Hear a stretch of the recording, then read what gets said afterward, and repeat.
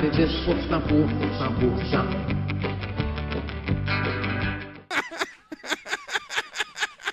Ah, il est super taquin. Hey, peux-tu encore parler à notre house band pour avoir un autre... Ben oui, il y en a encore. Chroniqueur! Chris, non, mais Chris, plus ça va, plus je prends de l'assurance. Un homme de plateau. Chris, ça obéit au doigt et à l'œil. Hein, c'est Gaël! Oh yeah! Gaël Corboz, mesdames, messieurs! Hey, ça fait. Verdun is in the air. Verdun, you just don't care. J'ai envie de te faire un câlin. Je vais te donner un ticket pour une bière à la place. Merci. T'as un petit peu, là, pas deux, parce qu'on est... Ouais, on est à... C'est ça. Wow! Les temps changent. Directement de Verdun, Gaël Corboz!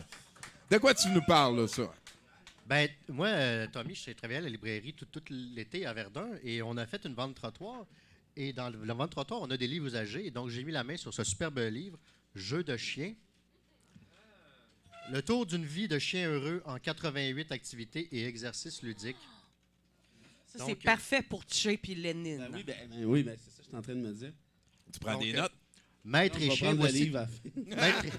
Attends. Maître et chien, voici des jeux d'hier et d'aujourd'hui et des exercices de la vie. Car nul besoin d'avoir un fil à la patte pour avoir le coup de patte. Quelqu'un peut me dire qu'est-ce que ça veut dire? J'ai aucune idée. Ben oui, c'est quoi? T'as pas besoin d'un chien pour avoir des activités de chien? Genre. Bref, si vous voulez apprendre à comment jouer au frisbee avec votre chien, ben c'est le livre qu'il vous faut. Donc là, je vais prendre... Il a mis un paquet de post-it. Donc, Ouais, on va en avoir appris des affaires à soir en crise. dans la table des matières, il y a donc le jeu de faire un bisou, remue la queue, va chercher, rapporte, trouve la balle, apporte à maman, donne la patte, fais le mort, roule, roule encore, apporte le journal et quelques gags, dont apporter une pipe, mettre un chapeau, chanter. L'art des bonnes manières. Mange doucement. Le panier apéritif et les invités.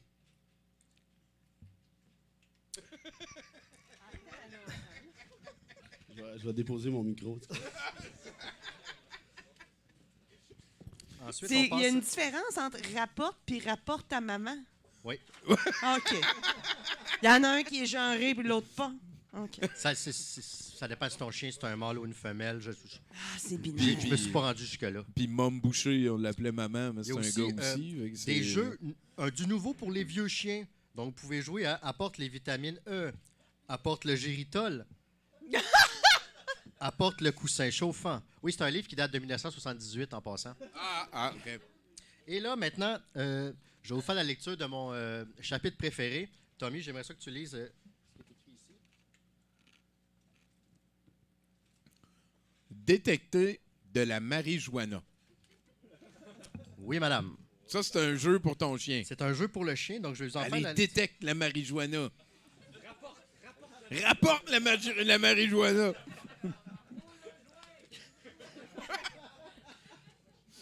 Donc, je rappelle que c'est un livre qui a été écrit en En 1978. 78, ben oui. Détecte la marijuana. Voyons, le chien détecte. Sauf si vous désirez enseigner cet exercice pour vous amuser, il est important de disposer d'une quantité de drogue suffisamment importante pour le mener à bien. En effet, Travaille pas en cochon, rendu là. Tu le fais ou tu le fais pas. vous ne pouvez pas utiliser la même marijuana plusieurs fois. Des odeurs familières finiront par s'y imprégner et le chien se repérera à ces odeurs-là et non à celles de la drogue. Durant l'entraînement, vous devriez aussi utiliser différentes variétés de marijuana placées dans des containers différents. Bien sûr, vous serez plus ou moins précis et attentif en fonction de votre objectif. Dans un premier temps, prenez environ 50 grammes de drogue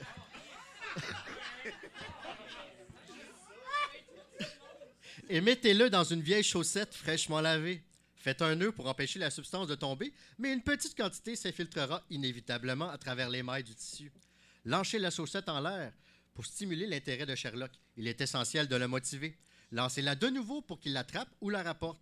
Peu importe sa précision, dans son obéissance du moment, nous nous intéressons seulement à l'étape qu'il déploie et nous le familiarisons avec l'odeur de la marijuana. Reprenons le cours de l'exercice. Lancez la chaussette et dites à Sherlock... Pas des botcheux, là. J'ai bien aimé ta face d'avant. Oui. Il prend des notes, il prend des notes. Donc, lancez la chaussette et dites à Sherlock, cherche la drogue. Cherche la drogue. Rapporte. Quand il s'exécute, félicitez-le avec enthousiasme. Ne vous inquiétez pas s'il ne lâche pas son trophée tout de suite. Laissez-le s'exciter et apprécier le jeu. Surtout, laissez-le s'imprégner des précieuses informations olfactives dont il aura besoin pour la suite. Tu veux qu'il te ramène de la nouvelle drogue à chaque fois? C'est un petit peu ça le but, j'ai compris. Vous êtes assuré de son intérêt, bravo. Maintenant, vous pouvez cacher la chaussette et lui demander de la chercher. Ne corsez pas l'exercice tout de suite en choisissant des cachettes trop difficiles. Vous voulez qu'il réussisse, n'est-ce pas? Genre, tu vas au tam-tam un dimanche. Là. Cette phrase... Ça, c'est le level facile. Ramène de la drogue. Ben non, pas du speed. Cette phase maîtrisée, augmentez la difficulté, placez 50 grammes de marijuana dans un sac à aliments fermé hermétiquement. Laissez le sac dans sa cachette une nuit entière. Par exemple, dès le matin, demandez à Sherlock de trouver la drogue. Il devrait y arriver sans problème. Et oui, les sacs hermétiques ne sont pas si hermétiques que ça. Après quelques essais, le sac utilisé risque d'être troué par les dents de Sherlock. Qu'à cela ne tienne, placez-le dans un autre sac. Chance qu'ils l'ont dit. Et ça, c'est mon bout préféré. Quand votre chien excellera dans les recherches en intérieur, vous pouvez l'initier à la fouille corporelle. Cachez de la drogue sur votre assistant dresseur. Ensuite, vous la distribuerez dans ses poches, dans ses vêtements, la boucle de sa ceinture, etc. Surtout, ne soyez pas pressé. Sherlock procédera à la fouille en temps voulu, petit à petit. Si vous êtes trop impatient, il risquait de se déconcentrer. Petite blague.